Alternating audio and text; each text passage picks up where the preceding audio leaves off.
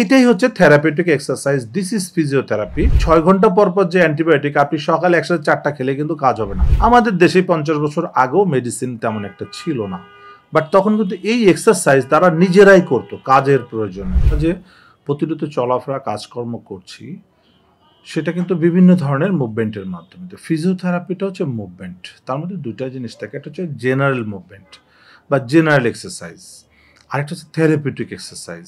Therapeutic exercise ও general exercise থেকে একটু ভিন্ন ধরনের। যেমন জেনারেল এক্সারসাইজ আমরা কি বলতাম ছোটবেলা, আমরা কি শুনেছি, আমার বাবা মা বলেছে যাও সকালে ঘুম থেকে উঠে দৌড়াও, সাইকেল চালাও, ফুটবল খেলো, দৌড়াদৌড়ি করো, হাঁটা চলা করো। কেন? আমরা ফিজিক্যাল এক্সারসাইজ করেছি, ওটা ছিল ফিজিক্যাল এক্সারসাইজ। ওটাকেই আবার সিস্টেমেটিকলি নিয়ে এসে সায়েন্টিফিক ওয়েতে কতটুকু ডোজ, কতটুকু দৌড়াবে, তখন কিন্তু আমরা দৌড়াইছি, কিন্তু কতটুকু দৌড়াইতে হবে একজন মানুষের সেটা আমরা বুঝতাম না। আর সেটা ছিল জেনারেল সুস্থ মানুষের জন্য। সুস্থ মানুষও কিন্তু ফিজিওথেরাপি বা এক্সারসাইজ লাগবে। আর অসুস্থ মানুষকে যখন ফিজিওথেরাপি দেওয়া হয় তখন সেটা হয় থেরাপিউটিক এক্সারসাইজ। আর সুস্থ মানুষ যখন দেওয়া হয় তখন হচ্ছে জেনারেল এক্সারসাইজ।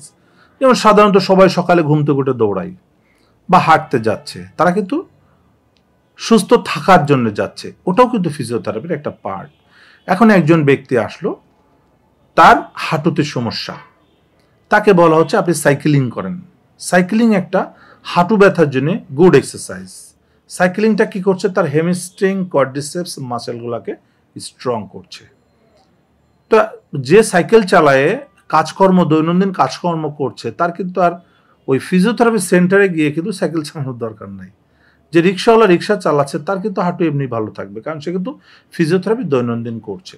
তো এই যে প্রতিনিয়ত তারা করছে, তারা ওভার করে ফেলছে, কখনো কখনো কম করছে, বেশি করছে। বাট ওটাকে যখন মেডিকেল সায়েন্সের ভাষায় কতটুকু করবে, যে সাইকেলটা চালাবে, বাট একজনের জন্য এক এক রকম। যেমন 80 বছরের কোনো ব্যক্তি যদি হাঁটু ব্যথা হয়, তার সাইকেল চালানো যতটুকু প্রয়োজন একটা 20 বছরের ছেলের জন্য ততটুকু হবে না। এটাই হচ্ছে therapeutic exercise. This is physiotherapy. যে ফিজিওথেরাপিটাতে এই এক্সারসাইজগুলোকে, থেরাপিউটিক এক্সারসাইজগুলোকে স্পেসিফিক ওয়েতে টাইমিং, রিপিটেশন, কিভাবে করবে, কতবার করবে, জাস্ট লাইক এস মেডিসিনের মতো। যেমন অ্যান্টিবায়োটিক 6 ঘন্টা পর পর খেতে হবে। তো 6 ঘন্টা পর পর যে অ্যান্টিবায়োটিক আপনি সকালে একসাথে 4টা খেলে কিন্তু কাজ হবে না। যেমন 4টাই তো খাচ্ছি, তাহলে একসাথে 4টা খেয়ে দিই, না, হবে না। ঠিক 6 ঘন্টা পর পর খেতে হবে।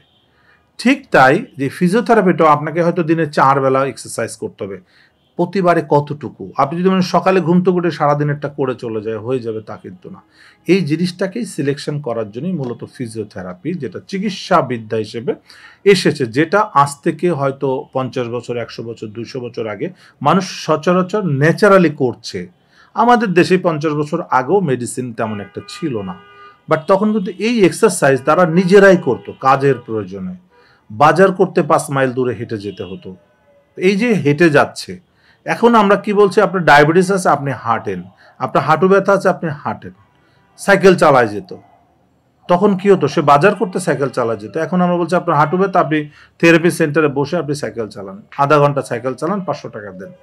ডিফারেন্স তো হচ্ছে এটাই, যে এখন হচ্ছে যে ডোজ মেনটেন করা হচ্ছে, রিপিটেশন মেনটেন করা হচ্ছে, টাইমিংটা মেনটেন করা হচ্ছে, এটা সায়েন্টিফিক ওয়েতে। এটাই হলো ফিজিওথেরাপি বা থেরাপিউটিক এক্সারসাইজ। সংবাদ, ফিচার ও অনুষ্ঠানের জন্য ভিজিট করুন সংবাদ প্রকাশের ওয়েবসাইট এবং যুক্ত থাকুন ফেসবুক পেজ ও ইউটিউব চ্যানেলের সঙ্গে।